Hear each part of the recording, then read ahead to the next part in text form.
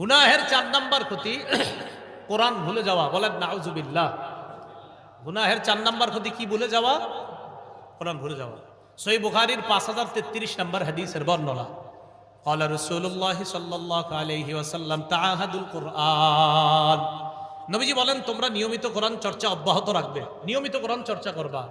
فوالذي نفسي بيده له أشد تفصيا من الإبل في عقلها। রাসূলুল্লাহ সাল্লাল্লাহু আলাইহি সাল্লাম বলেন একটা উটের বাঁধন খুলে দিলে এই বাঁধন হারা ওটটা যত দ্রুত পালিয়ে যাবে, তুমি কোরআন শিখার পর যদি চর্চা অব্যাহত না রাখো, কোরআন ওই ওটের চেয়ে আরো দ্রুত গতিতে তোমার থেকে পালিয়ে যাবে। তাহলে কোরআন শিখার পর চর্চা না করাটাই গুনাহ, আর এই গুনাহের কারণে কোরআন ভুলে যাবেন। হ্যাঁ, আপনি পড়েন, ডেলি নিয়মিত চর্চা করেন, কিন্তু তারপরেও ভুলে যান, এটার জন্য আল্লাহ আপনাকে পাকড়াও করবে না। কিন্তু চর্চার অভাবে যদি ভুলেন তাহলে পাকড়াও করবে। একটা হলো চর্চা করে, আরেকটা চর্চা করে না। চর্চা করার পরেও ভুলে গেলে আল্লাহ এটা আপনাকে মাফ করবে না, আমার বান্দা চেষ্টা করছে ভুলে যায়।